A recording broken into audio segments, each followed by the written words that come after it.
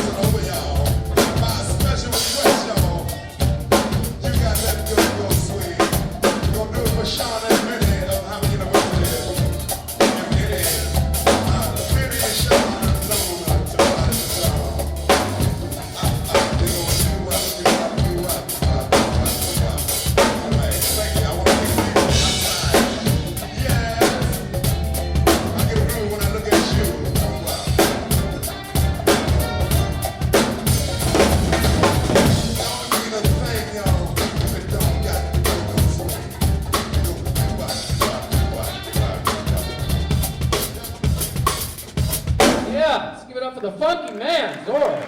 Woo! I'm going to move on. If you notice the last shuffle I played, the Louis Jordan Choo Choo Boogie, there wasn't any backbeats going on. It was a very kind of like a train going down the track. And believe it or not, the kind of strong backbeat that we're used to hearing on 2 and 4 really didn't exist in popular music. It would happen in certain spots in emotional height of the music, but it didn't happen all the way through. And one of the things about rhythm and blues and early rock and roll was that it was the first music to introduce that backbeat all the way through. So I'm going to play a song called Good Rockin' Tonight from 1948 that actually introduces the backbeat from start to finish. Now many of you probably associate this song, Good Rockin' Tonight, with Elvis. It was one of his first big hits. But this actually is the rhythm and blues version of the song that he borrowed his whole thing from. And again, a lot of the early white artists in rock and roll borrowed from black earlier rhythm and blues artists from the 40s and the early 50s. So here's Wynonie Harris, Good Rockin' Tonight.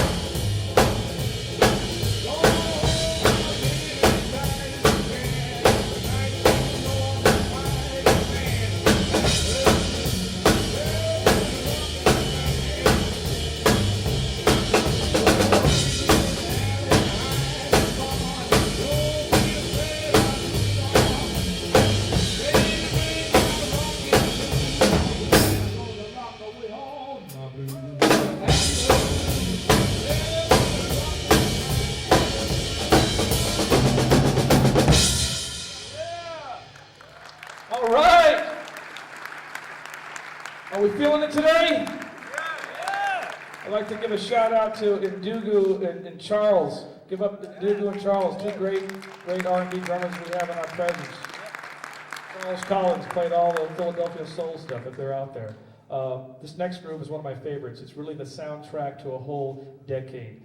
Whether you know the name of it or not, almost everyone in this room has heard this tune either in movies, it's in many, many soundtracks, on commercials, and it features a shuffle, but it shows you that you can play a shuffle as simple as a quarter note. It's mostly a quarter note driving the shuffle, and then something that I learned from Al Jackson Jr. from Memphis, the Stax records.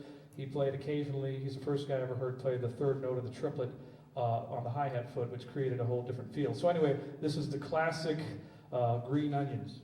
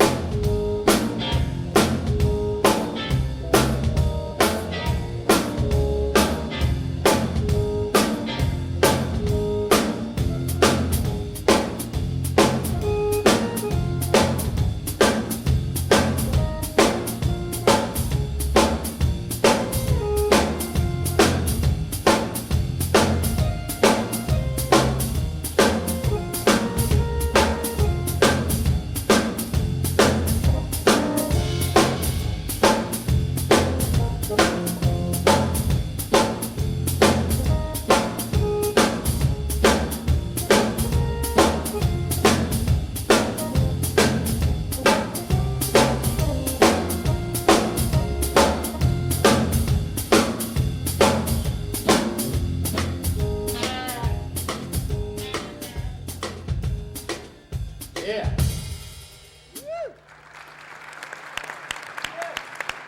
What can you say? Green Onions is like the best. So simple and so ridiculously funky. You know, that's what it's all about. It makes you want to dance. So Green Onions is a song from the 1960s, and it's from a southern label out of Memphis called Stax. And a lot of very famous artists recorded for Stax. It was a great label. It brought rhythm and blues into the mainstream in the 1960s.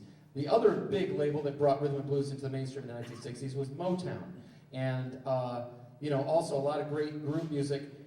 Different than Stax, though, just more of a southern kind of greasy, lazy, groovy kind of a feel. Motown was very crisp and clean, and these beautiful, smart productions with big groups and lots of musicians. And they made these very beautiful, polished productions that crossed over. So I'm going to now play a tune called Heat Wave, which is Martha and the Vandellas, famous Motown artists. And the drummer on this is one of the famous Motown drummers, Richard Pistol Allen. So this is Heat Wave.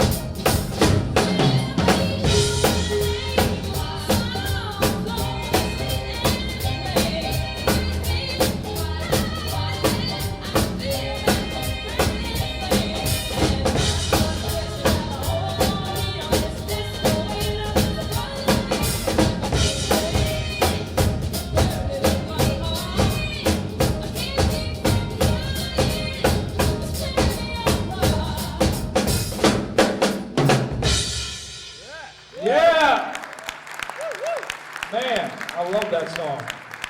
The hardest part of this clinic for me is not playing those songs.